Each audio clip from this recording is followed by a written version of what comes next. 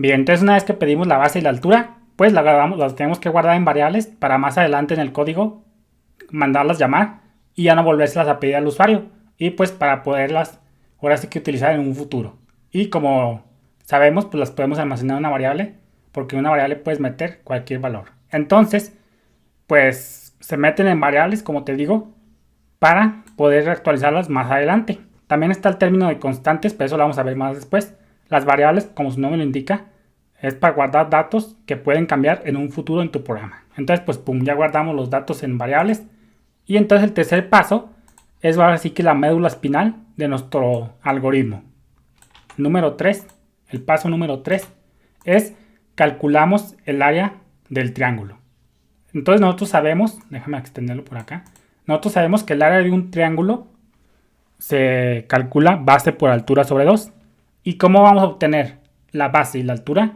Pues de la entrada del usuario. Casi siempre todos nuestros programas, aquí en programación, más bien en nuestro curso de programación, en este particular, vamos a trabajar casi con la entrada del usuario, con pura consolita. Entonces nosotros, todos nuestros algoritmos que vamos a hacer aquí, la mayor parte de ellos vamos a obtener la data del teclado del usuario, que lo teclee en la consola. Entonces, a veces sabemos que para sacar el área es base por altura sobre 2. La base, ¿dónde la tenemos? Pues en nuestra caja, en nuestra variable base triángulo, como nosotros le decidimos poner.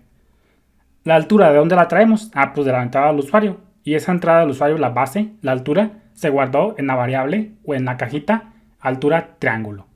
Entonces, pues, ¿cómo la mandamos llamar? Pues mandando llamar a nuestra base triángulo y a nuestra altura triángulo, que es la variable.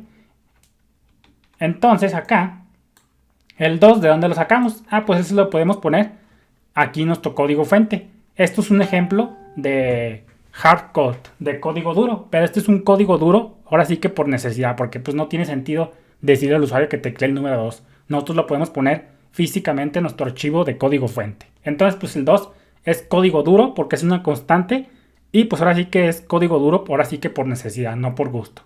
Entonces, pues ya una vez que calculamos base por altura entre 2, fíjate que el asterisco en la mayoría de los lenguajes para representar una multiplicación matemática, aritmética, es el asterisco casi en todos los lenguajes, si no es que en todos. Entonces, pues todo esto muy bien. Y la división casi siempre también con diagonal, casi en todos los lenguajes, por no decir en todos. Entonces, pues calculamos base por altura sobre 2, que lo tenemos en base triángulo y altura triángulo, y lo metemos aquí en área. Fíjate que para meter un valor en una variable, pues básicamente es valor, es el nombre de la variable igual a el valor. Entonces voy a poner la sintaxis. Bien, entonces esta es la sintaxis para almacenar datos en una variable. Del lado izquierdo es el nombre de la variable, que previamente ya tiene que estar creada. Pero no te preocupes, ya vas a ir entendiéndolo. Enseguida es el signo de igual, simplemente 1.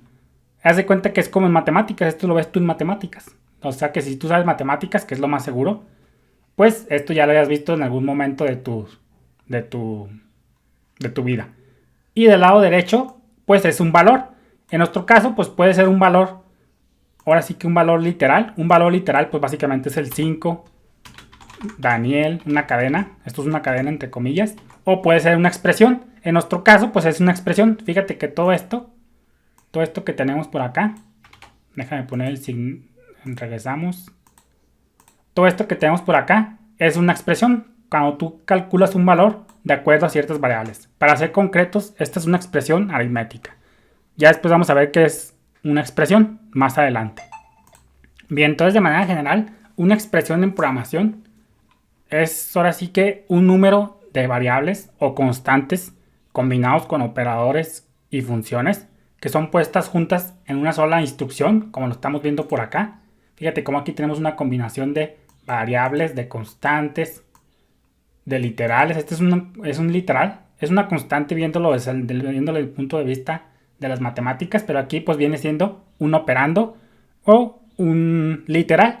Entonces pues una expresión es una combinación de variables con constantes, con operadores. Aquí este es un operador, el asterisco, y combinándolo también con funciones que son puestas juntas en una sola sentencia, fíjate, para producir un valor. todo este cochinero de estas tres variables, todo este cochinero sirve para conseguir un valor, en este caso un cálculo matemático, en este caso pues la área. Entonces todo esto, una expresión es una combinación de eso, de una combinación de variables con constantes, con operandos, con valores literales, con funciones, etcétera, para llegar o producir un valor. Entonces eso es una expresión, pero no te preocupes, ya lo vas a ir entendiendo conforme avancemos. Entonces ese es el paso número 3. Entonces, ya una vez que hicimos el cálculo matemático, fíjate cómo aquí pues no te debes de asustar porque estamos viendo matemáticas, como te digo, no necesitas ser un genio en las matemáticas para aprender a programar. Obviamente, pues si ya quieres hacer cosas avanzadas como machine learning, inteligencia artificial o cálculos ya muy extremistas, muy matemáticos, ya científicos, pues sí ocupas matemáticas más avanzadas.